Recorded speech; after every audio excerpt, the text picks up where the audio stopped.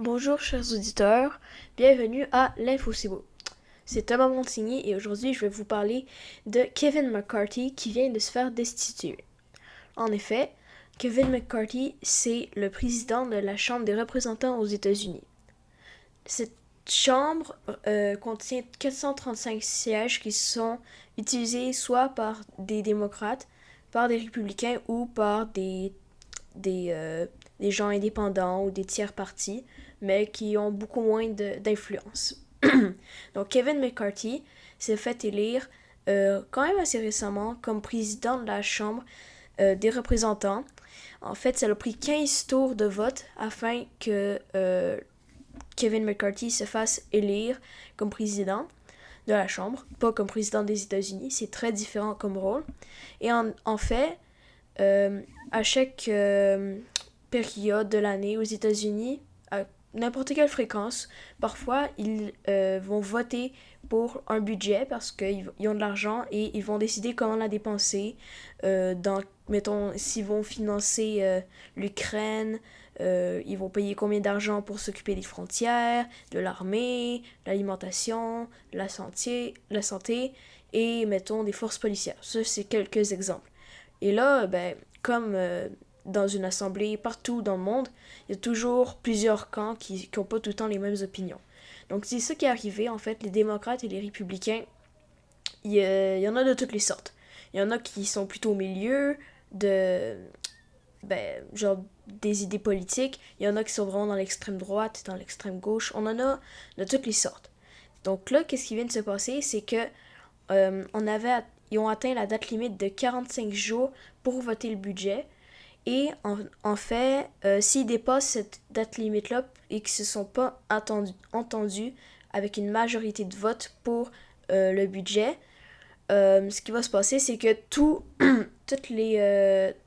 tout ce qui, toutes les institutions euh, politiques, donc les frontières et d'autres choses comme ça, la poste, des institutions américaines contrôlées par le gouvernement, tout ça, on appelle ça le shutdown. Donc en fait, si ils s'entendent pas sur la date limite, ben c'est ça qui est écrit dans la Constitution.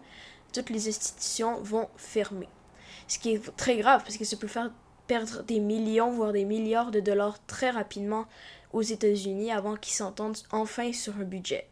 Donc, ce qui s'est passé, c'est la journée même avant que ça finisse, ben, personne ne voulait que ça l'arrive, donc les démocrates, puisqu'ils sont légèrement en minorité à la Chambre des représentants, ben, Kevin McCarthy et certains républicains se sont liés avec eux pour voter, parce que ben, ils voulaient surtout éviter le shutdown.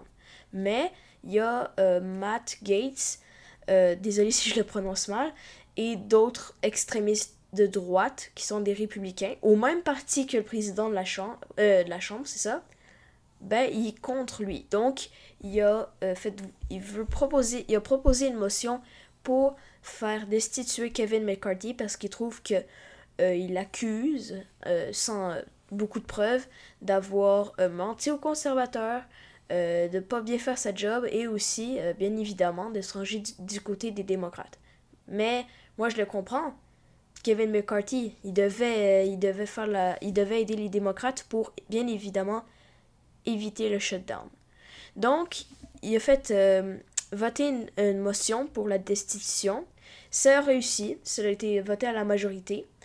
En fait, ça peut juste aider les démocrates. Les démocrates se sont dit, bon, on va laisser le parti républicain se chicaner, se détruire ensemble. Donc c'est une guerre à l'intérieur, des gens qui s'entendent pas. Kevin McCarthy, lui, il était sûr de rester en son poste, tout calme. C'est juste une petite mesure de destitution, ça va pas passer.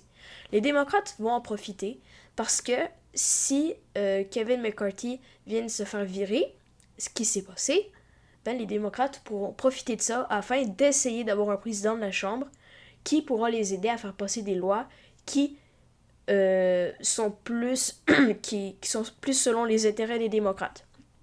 Donc ça paraît comme une bonne nouvelle du côté des démocrates.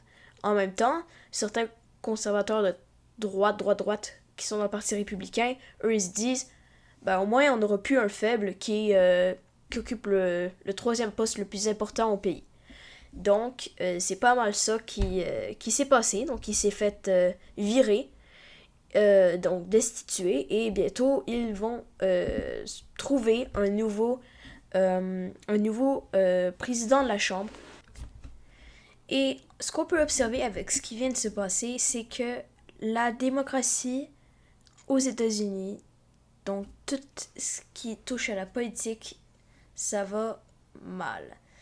Et c'est très compliqué aussi à comprendre les enjeux. Premièrement, on a Donald Trump euh, qui est accusé de plusieurs crimes.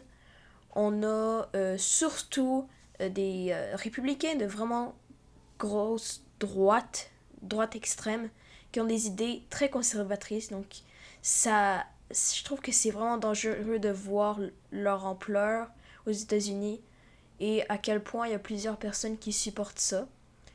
Et aussi, j'ai un peu peur.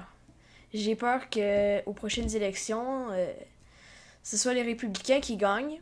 Ça m'étonnerait parce que je pense que Donald Trump va peut-être être connu coupable et recevoir une peine en prison ou une grosse amende pour un des crimes qu'il aurait peut-être fait.